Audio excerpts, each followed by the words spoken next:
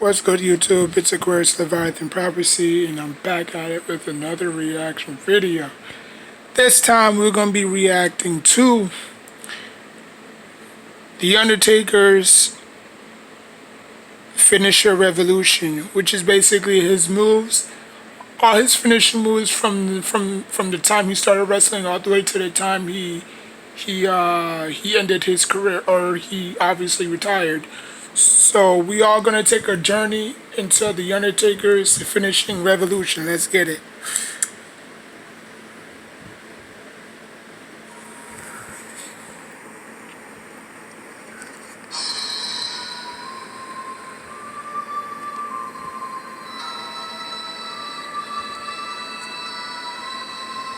The heart attack.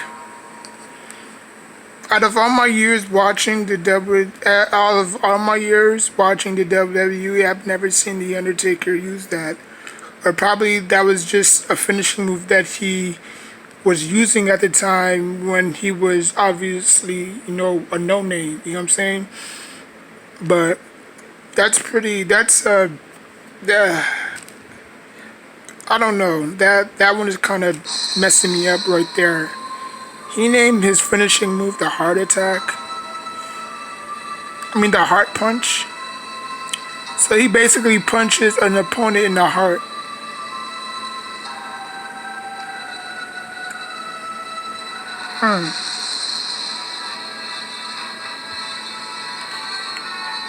Heart punch.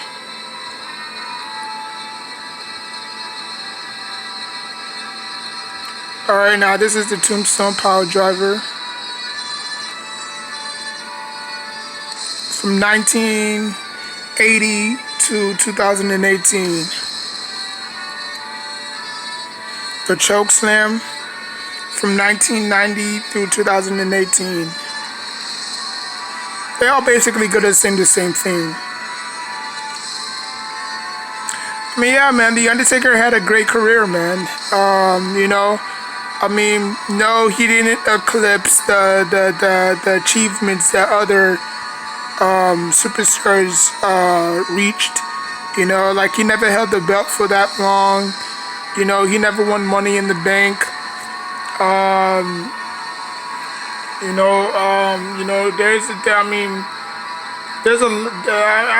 not gonna say there isn't a lot that he hasn't accomplished, because he accomplished a lot. He's faced the legends, icons, rookies, vets, up and coming, you know what I'm saying?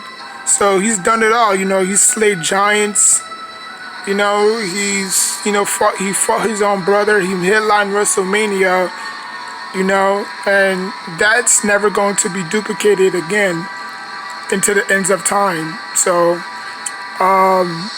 The Undertaker, and again, The Undertaker had too much arsenal. There you go, the Hell's Gate. That one was from 2000. That one was from 2008 to 2018. But yeah, man, The Undertaker just had too much arsenal, man. He had the Tombstone, he had the Last Ride, he had the Hell's Gate, he had the Choke Slam. So he had so much arsenal in his bag of tricks, And then if you want to add old school, you can add old school to that too. But yeah, man, there you have it.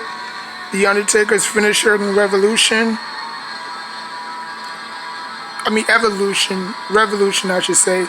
So yeah, so like, comment, subscribe. But like I said again, man, The Undertaker had a great career, and nobody can ever take that away from him. Now, there's rumors that is saying that he wants to go to not TNA, but AEW or something like that, or AEW is like willing to give him a bigger role in a larger contract. You know what I'm saying? If The Undertaker does decide to go to AEW, I wouldn't blame him. Like he's literally sacrificed his whole life for Vince McMahon. You know what I'm saying? Like he doesn't owe Vince McMahon jack crap. in my opinion. I mean, I think Vince McMahon is the reason why the WWE was that popular. You know what I'm saying?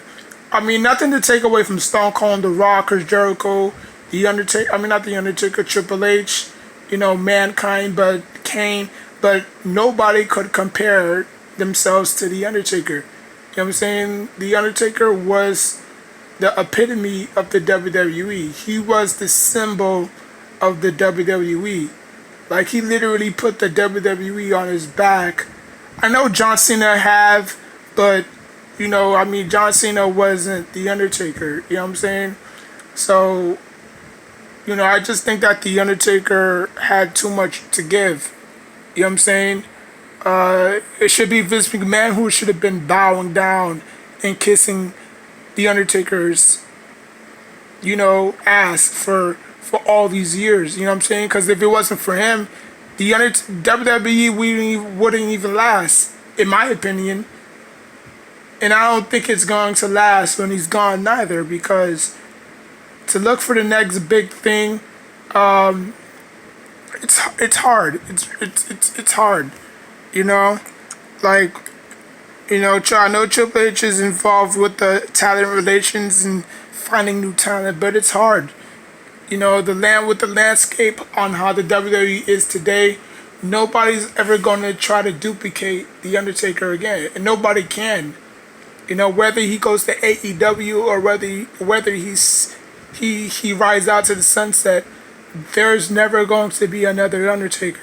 WrestleMania will not be the same.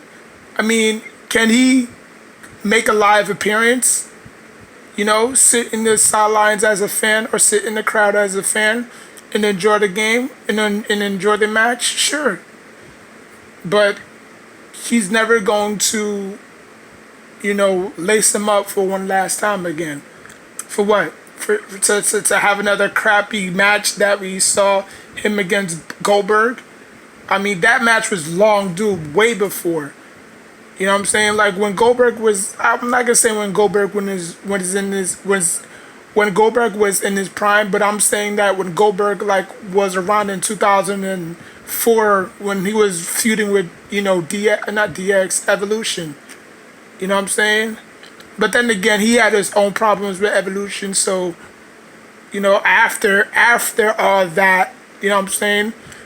I think that's when The Undertaker should have said, you know what, let's just make the match.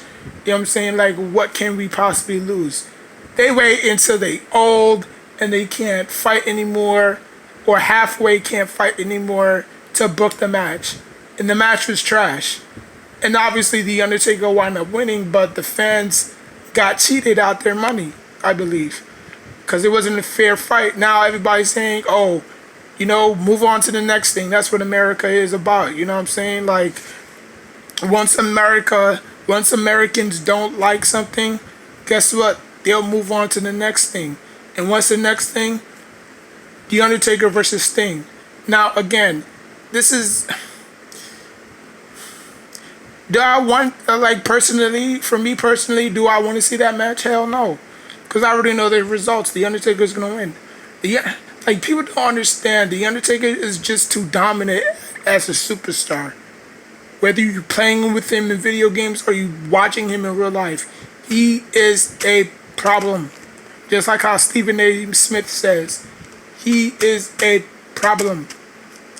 He is not human like Triple H says. He does things that nobody can ever do.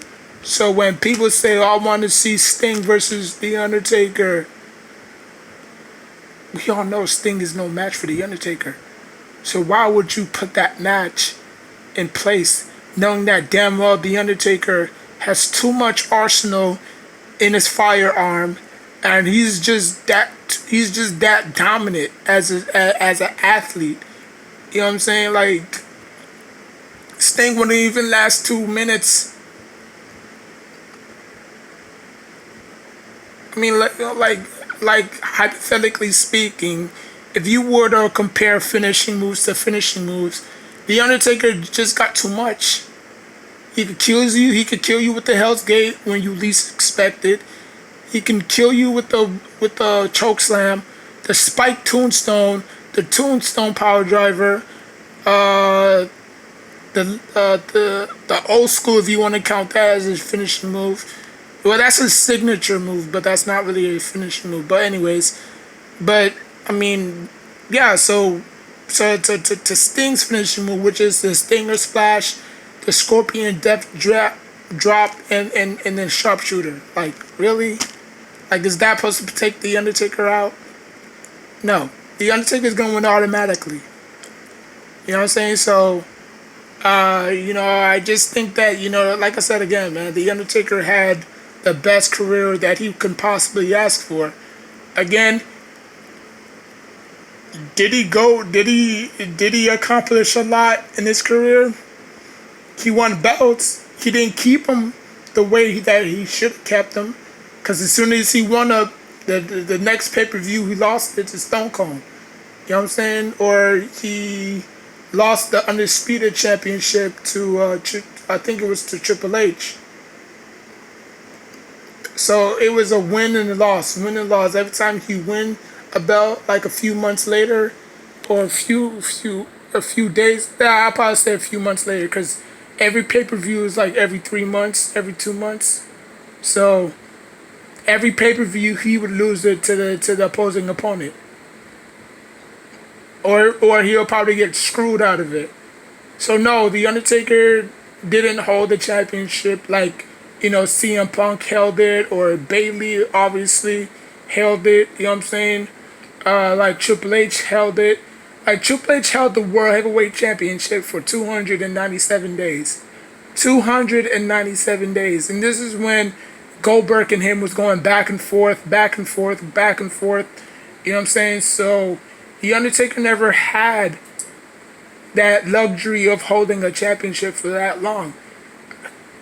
I mean, I don't know if he didn't want to, or I don't know if he cared. I don't know if he didn't care to hold it for that long, because all it mattered, all it mattered. I mean, what mattered to him the most was the WrestleMania streak. You know what I'm saying? I believe that streak was bigger than holding any title that he can so-called choose. You know what I'm saying?